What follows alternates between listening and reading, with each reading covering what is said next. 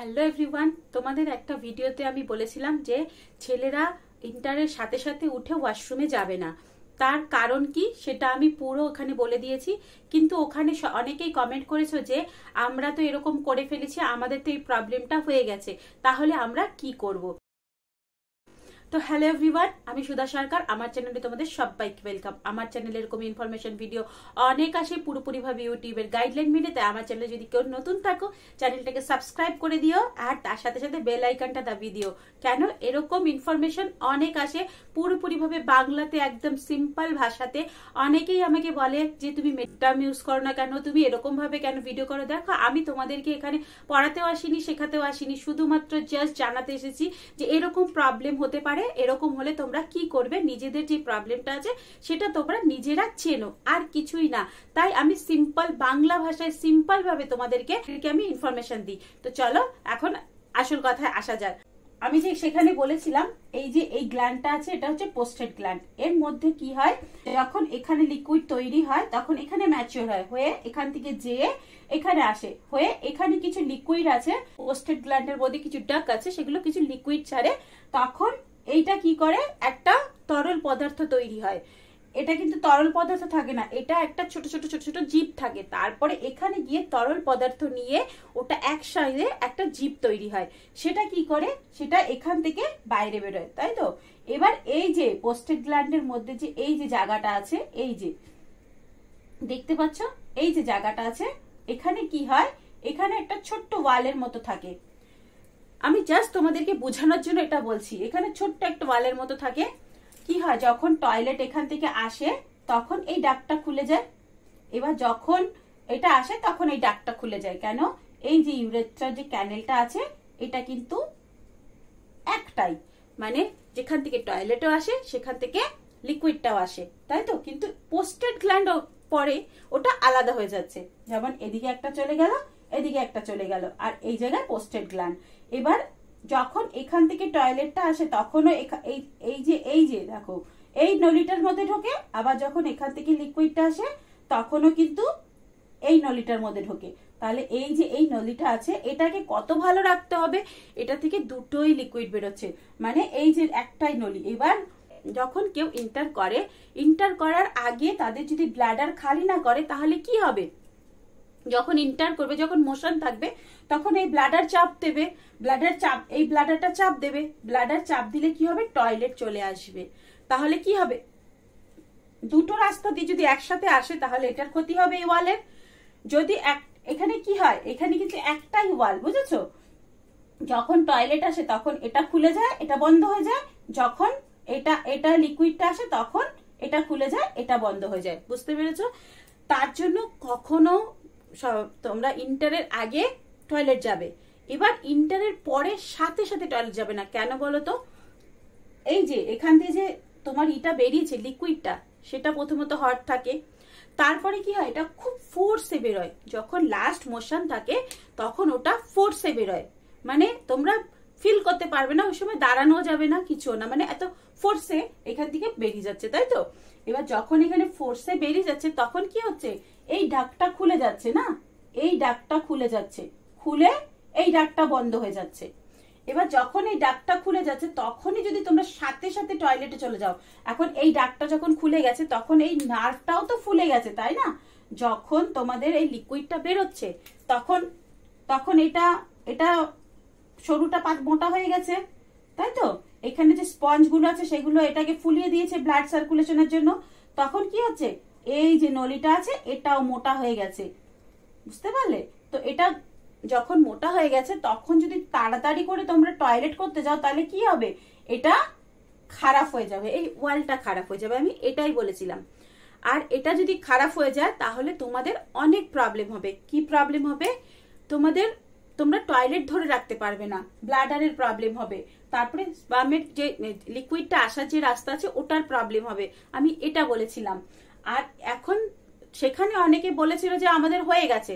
এখন আসি হয়ে গেছে যারা এটা বুঝতে পারোনি, হয়তো কেউ কোনোদিন তোমাদেরকে বলেনি বা এরকম ভাবে তোমাদেরকে কেউ বোঝাবেও না, বলবে এটা করতে নেই ওটা করতে নেই, বাট যেটা যে হাকিকাত আছে এরকম সিম্পল ভাবে তোমাদেরকে কেউ বুঝাবে না। আমি একদম সিম্পল ভাবে বুঝাই যাতে তোমরাও বুঝতে পারো, আমারও বোঝাতে সুবিধা হয়। এবার এটা তো হয়েই গেছে, এবার সে হয়তো 3 বছর 4 বছর 5 বছর থেকে করছে, করার পরে কি হচ্ছে, তার প্রবলেম হয়ে গেছে, সে কিন্তু জানে না কিসের প্রবলেম হবে, তার এই পি এর প্রবলেম হবে।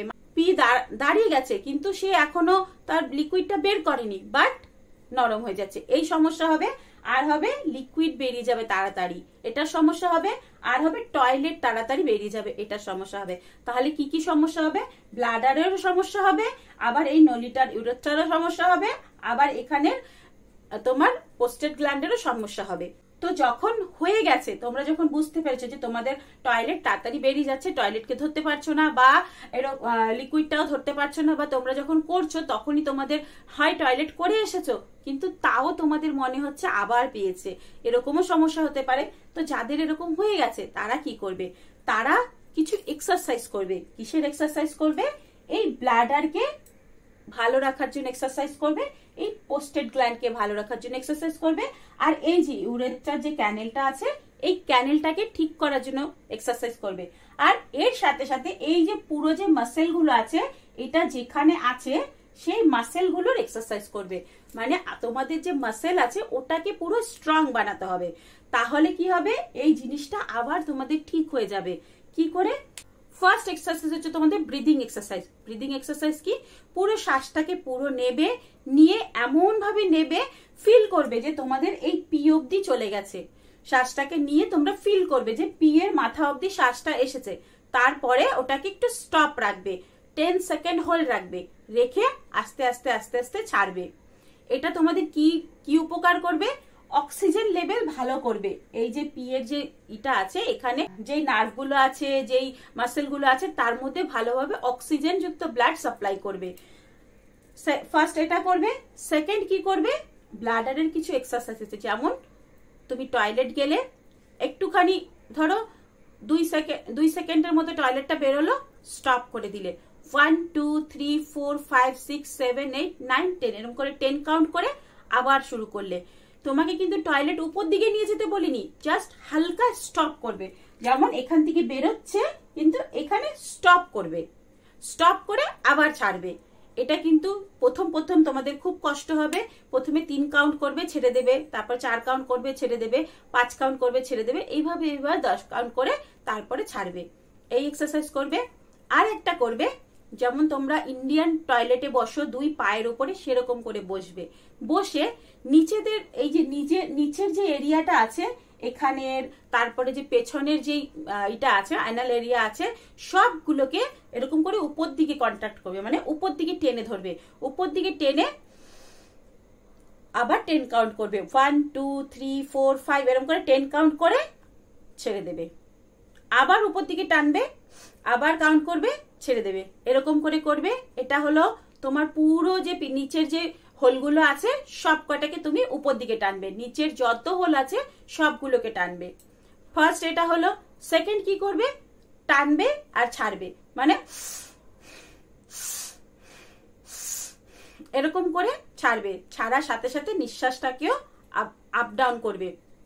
তো দুটো এক্সারসাইজ তোমাদের দেখিয়ে দিলাম, যেটা হচ্ছে পুরো এখানে যে হোলগুলো আছে, মানে হোলগুলো কি, এই হোলটা এই হোলটা এইগুলো সবগুলোকে ভেতর দিকে টানবে। এমনকি যে পটির জায়গা আছে, সেখানে যে হোলটা আছে পটির জায়গা, সেটাকেও সামনের দিকে টানবে, উপর দিকে টানবে। হয়ে গেল। এছাড়া কি করবে, এই যে আমি তোমাদেরকে পিকচার দেখিয়ে দিচ্ছি, এরকম করে কিগেল এক্সারসাইজ করবে।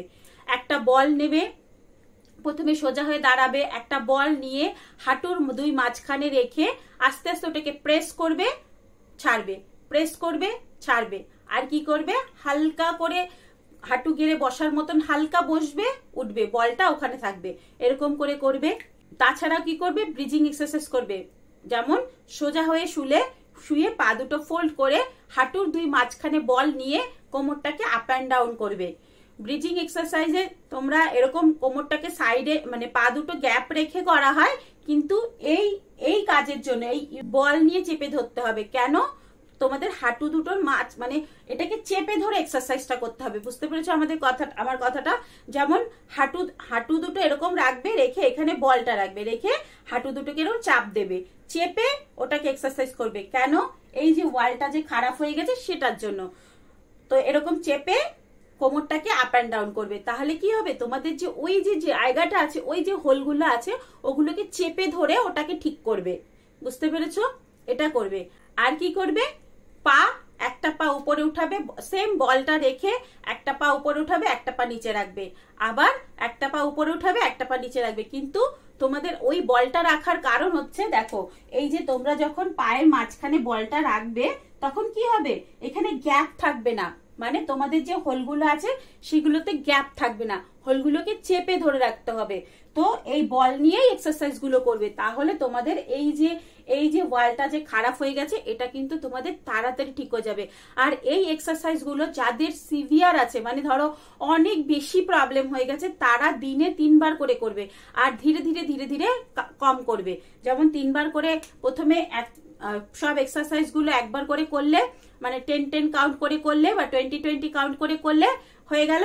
আবার দুপুরে করলে, আবার বিকালে করলে, এরকম করলে যখন দেখবে তোমাদের এই প্রবলেমটা ধীরে ধীরে ঠিক হতে চলেছে, তখন তোমরা আস্তে আস্তে কাজগুলো কম করবে। মানে সকালে, দুপুরে, বিকালে আস্তে আস্তে এক টাইমে চলে আসবে। তারপরে আস্তে আস্তে দিনে একবার করবে, তারপরে 2 দিন পরে একদিন করবে, এইভাবে ছাড়বে। ফট করে এক্সারসাইজকে ছেড়ে দেবে না। কোনো এক্সারসাইজ ফট করে কোনোদিন ছাড়তে নেই। সবসময় সব এক্সারসাইজ একদিন করবে, একদিন বন্ধ করবে, আবার করবে। এইভাবে করলে আবার 2 দিন বন্ধ করবে, একদিন করবে। এইভাবে করলে 3 দিন বন্ধ করবে, একদিন করবে। এইভাবে করবে, আস্তে আস্তে আস্তে আস্তে উইকে একদিন করবে। এইভাবে ধীরে ধীরে ছেড়ে দেবে। দেখবে তোমাদের এই প্রবলেমটা ঠিক হয়ে গেছে। তো আশা করি আজকের ভিডিওতে তোমাদের আমি কিছু বোঝাতে পেরেছি। যদি তোমাদেরকে ডাউট থাকে, কিছু বুঝতে না পারো, আমাকে নিচে কমেন্ট বক্সে জানিয়ে দিও, আমি তোমাদেরকে সেই হিসাবে সুন্দর করে আবার বুঝিয়ে দেবো। তো বন্ধুরা, চলো আজকের ইনফরমেশনটা এতটুকুই। ভালো লেগে থাকলে প্লিজ লাইক করে দিও, আর আমার চ্যানেলটাকে সাবস্ক্রাইব করে বেল আইকনটা দাবিয়ে দিও। চলো আবার দেখা হচ্ছে নেক্সট ভিডিওতে এরকম একটা দারুণ ইনফরমেশন নিয়ে। ততক্ষণের জন্য টাটা, বাই বাই। সবাই সুস্থ থাকো, ভালো থাকো, অনেক অনেক হ্যাপি থাকো, বাই।